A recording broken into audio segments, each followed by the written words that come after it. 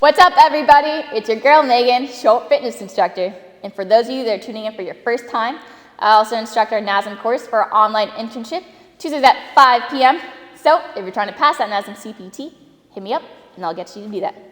Now today, I'm going to be going over the overhead squat and some compensations that you're likely going to see your client do when they're performing them.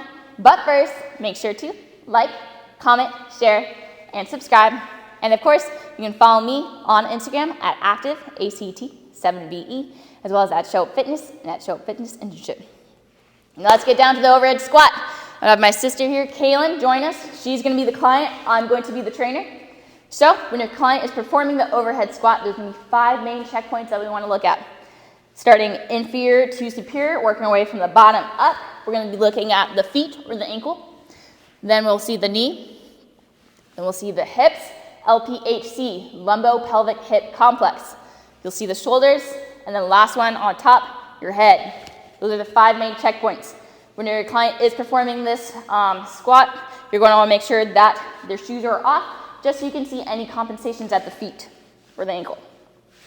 Now, when my client is performing this, I'm going to be wanting to look at 5 reps anteriorly, so that front view, 5 reps posteriorly, back view, and then 5 reps from each side laterally, the side view.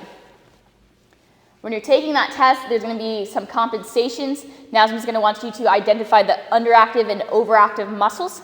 So remember that overactive muscles are going to be considered short or tight, and we want to foam roll and stretch those for 20 to 30 seconds. Underactive muscles are going to be considered lengthened, and we're going to want to strengthen those at a 4-2-1 tempo if you're taking that 6th edition, or 4-2-1-1 tempo if you're taking that 7th edition. Now let's get into the first main compensation that you're gonna see most likely when your client is doing this overhead squat. And we're looking at the knee checkpoint. So we have knee valgus. Those knees cave in as such as she's going down into the squat. So it looks like a little uncomfortable position, kind of painful to watch. In fact, you can get up, thank you. So when your client does that, what muscles are likely overactive? Well, we're gonna have the big guy in the middle right here, your adductors. Remember, adduction, bringing back to the body's midline. Adductors, inner thigh muscle right there. You also have your TFL, your tensor fasciae lata, on the side of the thigh. And posteriorly, looking at the back, one of the 3 hamstring muscles, most laterally, meaning the outside, is going to be your bicep femoris. So those are the overactive muscles. Let's take a look at the underactive muscles. You have a big guy in the back, glute max, glute med. Now, she's my sister. I can do that. If you're a trainer out there, do not do that to your client. I did not advise that at all. Now, the second underactive muscle that we're going to be looking at is your VMO, vastus medialis. Now, I'm going to throw in the O for oblique. It's going to be that inner thigh muscle. It'll be also known as your teardrop.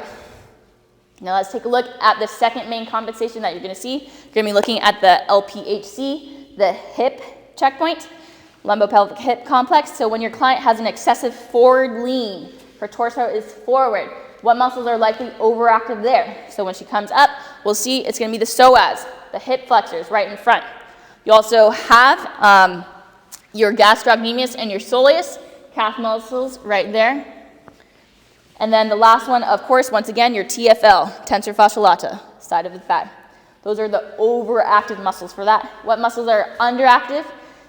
If you guessed glute max and glute med, you were right again. That's going to be one of the main underactive muscles that you're going to see on the test. When in doubt, pick the glutes, underactive. And you'll also see, as she leans forward, you'll have your abdominal complex. It's going to be your TVA, transverse abdominis. It goes around all the way through. And you also have your internal obliques. Both of those are going to be deeper, so you can come up again. Thank you.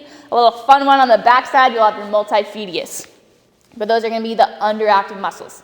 Now, the last and final compensation is going to be when your client, we're going to be looking at the shoulder checkpoint, when your client has those arms fall forward during the squat.